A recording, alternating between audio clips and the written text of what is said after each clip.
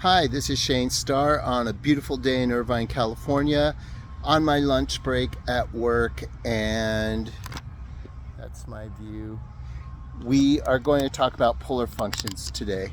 So, as I said in my preemptive short for this video yesterday, this topic was inspired by a video of Megan Lavota's, which I put in the comments section of that short video yesterday.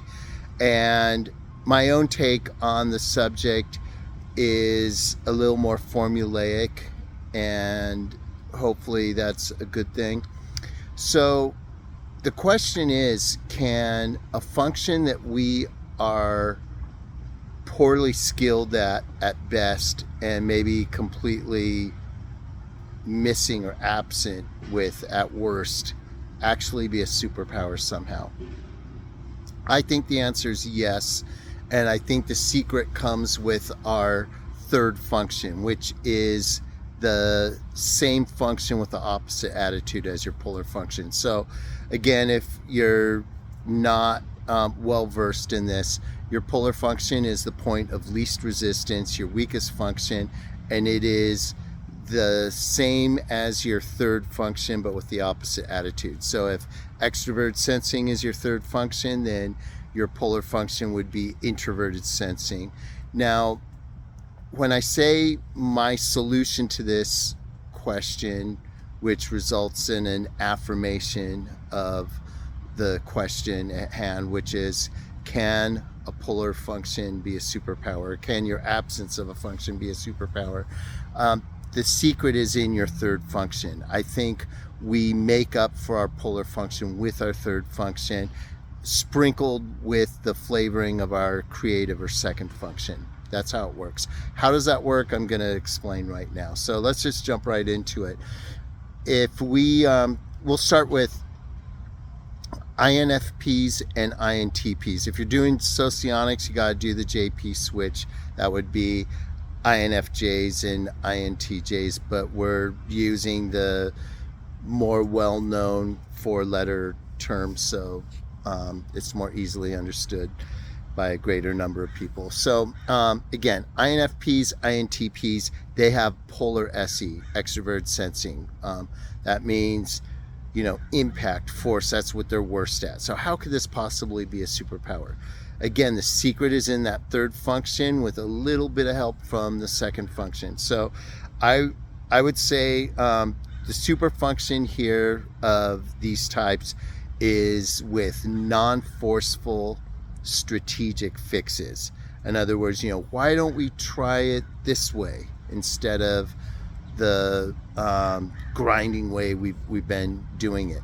And I think they achieve this superpower by using their laser focus on a specific detail of a problem, using their introverted sensing, their SI, and with a little bit of extroverted intuition for ideas.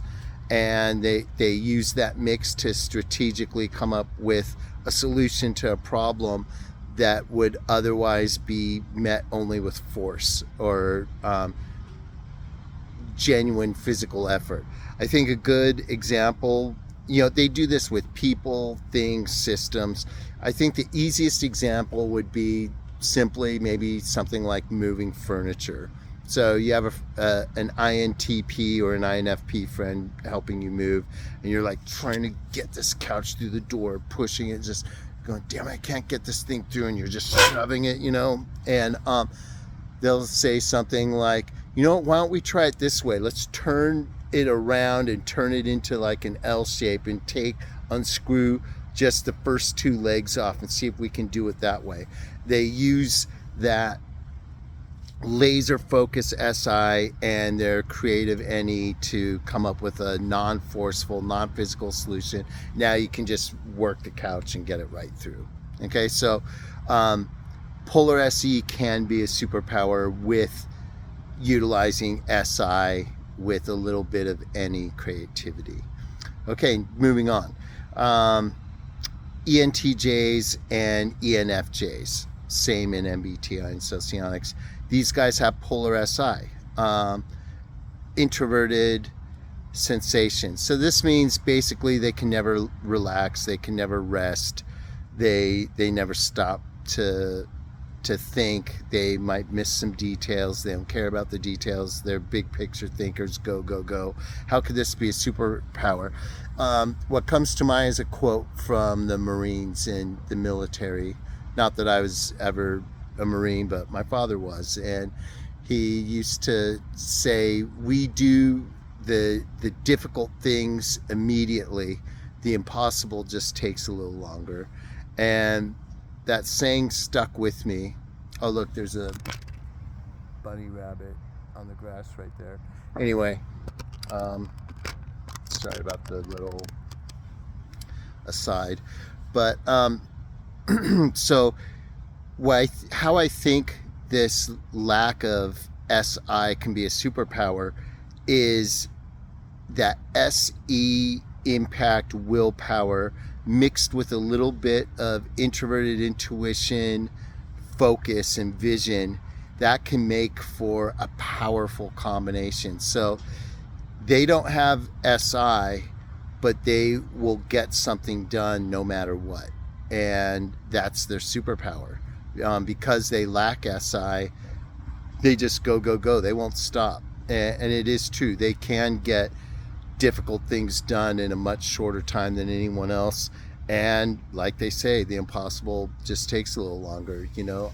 They can achieve great things just by their relentless use of SE flavored with NI to create a real focused, supercharged goal achieving human being. And I think that's their superpower. Moving on, INFJs and ISFJs. Now again, remember the JP switch in socionics. These guys have polar TE. Now how could polar extroverted thinking be a superpower? I think it can, and the way these guys do this is through independent thinking. They're best at developing systems, like say at work. These are the guys who, they have polar TE, so they're not that good at hands-on getting things done efficiently. But what they are good at is introverted logic, introverted thinking. And they use that coupled with a little sprinkling of FE, meaning they'll get the help of people who can aid them in this system building, but they build systems to do the hard work for them. More than any other type at work, I see these two types utilizing things like AI to craft genuine, comprehensive responses to serious and difficult questions from residents and stuff like that. And I could think of different examples from different professions even. INFJs and ISFJs with polar TE, they are great at creating systems to do the work for them. It's like, yeah, I can't do this, but guess what? I have this program that does it for me. You just do this and that and plug it in and it just does all the work for you. It's amazing. And so the least efficient worker becomes the most efficient worker. And that's how polar TE can be a superpower for them. And again, that second creative function, FE help, if they don't know how to do the system themselves, they can talk to some guru who can create the system to do it for them, because they have that skill at their disposal. So moving on, polar TI. Now, if you think about polar TI the way I used to think of it, in terms of just, to me, polar TI just equaled stupid, but I understand it thanks to Jack Aaron of the World Socionic Society. I understand polar TI in a different way now. But it does have to do with logic, and it does have to do with what's possible and what's impossible. And I would say these guys are the ESFPs and the ENFPs. And how can polar TI possibly be a superpower? and it is. And I think the way it is they utilize their mobilizing extroverted thinking function flavored with some FI wants and desires to actually achieve the impossible, something that's logically impossible or at least very unlikely. ENFPs and ESFPs can somehow pull it off. They have an idea. It's like, oh, that would never work. You can't do this. You're too old to do this. You can't go back to school and do this. You can't get a car and still pay for your rent if you get this, super expensive car. There's no way to pull these things off. They find a way, and they break logical rules and what is commonly believed to be possible or impossible, and they find a way to pull it off. I would say the catchphrase here is anything's possible.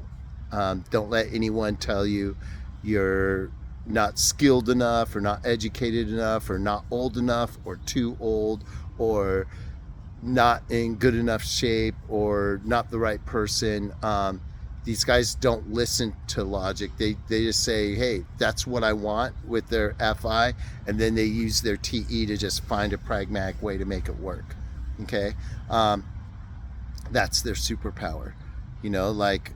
Denial is one of the, denial's looked at as a bad thing, but it can be a powerful force used the right way. If we listened to all the people who tell us all the things that we'll never be able to do, what would we accomplish? Not that much. So I think we can learn something from the polar TI types. Okay, moving on. ISTJs and INTJs, again, the JP switch in socionics would put a P at the end of both these. These are our friends with polar FE. And how could polar FE, especially in this day and age where it's like who you know is more important than what you know, how can that be a superpower? Well, it can, and the key is looking at the tertiary FI flavored with pragmatist TE. I would say the catchphrase for these guys is whatever. They really don't care what the group thinks. They don't care what other people think. They have their goal, and they plod along, they get it done. I think more than any other types, these are the type of people who operate without regrets.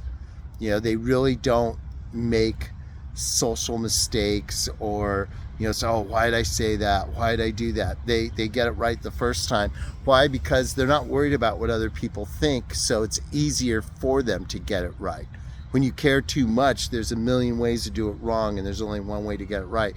When you really are just focused on what you want, that FI, and you have some pragmatism along with it, the TE, you just say, this is what I want, and I know exactly how to get it, and if someone doesn't like it, oh well, it's not your problem. I think most of us care too much about what other people think, whether we admit it or not. I think ISTJs and INTJs are the types who most operate without regrets, actually, for real. And they do this magically while keeping peace with everyone. They do that with their tertiary FI powers, mixed with some practical pragmatist TE in the mix, and that helps them get along, and so they do okay that way. Moving on, are ESTPs and ENTPs with polar FI. How could that possibly be a superpower? Not having, proper values or not knowing, proper ethics, and how can that possibly be good, let alone a superpower? Well, here's how. I'd say the catchphrase for these people is when you say just get over it, they actually can say okay and really mean it, and they get over things. I think these are the least types that become overly attached to what someone tells them, what a friend or a lover or anyone close to them tells them. They actually can get over things more easily than the rest of us. I say that they and they can escape being cold with that tertiary FE. That's where the FE comes in, and the TI strategies that helps them be able to navigate through difficult situations with ease. I mean, some things are going to hurt no matter what, but they find a way to get through it a lot more easily with their tertiary FE and their TI strategies. So their superpowers, they just get over failures, heartbreak, life difficulties easier than the rest of us. These are the guys who something bad happens, they go to work the next day, and it's just like, hey, there's nothing I could do about it. What am I going to do? Just be sad at home? I might as well come in. They don't slow down based on failure or an obstacle in their way, and that's their superpower with PoLR FI. They don't attach themselves enough to get down about it. Okay, moving on. ISTPs and ISFPs, remember the JP switch for socionics? There'll be the different types with a J at the end. These guys have polar NE, polar extrovert intuition. Now, how could the lack of being able to connect ideas and consider potentials and stuff like that, how could that be a superpower? Easy. It's because since they don't have all that, they're not distracted. When they're not distracted, they're focused. And because they're focused, they don't need other options. They already have their minds made up. And how do they achieve this? Again, the tertiary function is the key here. It's their third function is introverted intuition. So that allows them that laser focus, and that excludes other options by itself. And then they have some SE power and impact behind it. And so these are the guys, the quote here would be, well, what if? No what if. Let's just, we have this, it's working, let's go straight. Let's not get distracted with what ifs and maybe this or that. Once they make up their minds on something, they can focus very well. That is the polar superpower of NE.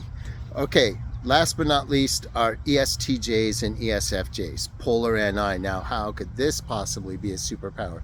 NI, the knowledge of time and the symbolic meaning of things, and how objects and people change over time, and trends and stuff like that. I would say their superpower lacking this is, the key again is flip it around, their consideration of all the options. It's their extroverted intuition that gives them more options in the moment. So instead of being stuck, so see, really what happens with too much NI is broken dreams. People get unhappy. They have a vision and it doesn't materialize. They have a goal and they don't reach it. The Buddhists say, all pain in life comes from our attachment to desires, what we want with our plans. I think these two types better than any other types, ESTJs and ESFJs, they're present in the moment. They're satisfied in the moment. They accept the present. The absence of introverted intuition means the absence of expectations of themselves and other people, but more specifically, again, the dashed hopes and desires and dreams. Their openness to experience, again, that tertiary NE, and sprinkled with their favored routines, the SI in their creative function, that keeps them among the most, I would say, just the happiest types, underneath the surface, of course, because they can be pushy and all of that, but they have this deep acceptance / satisfaction with life that I think the rest of us lack. So I think that does it. If you have any questions or comments, feel free to add them below, and we'll take things from there. Sooner or later, I'm going to do the 48 laws of power. I just don't know if I should pick or choose or go through all 48. I'm still working that out. In the meantime, I'll come up with fun things as I catch them. That's all I have for today. Peace out.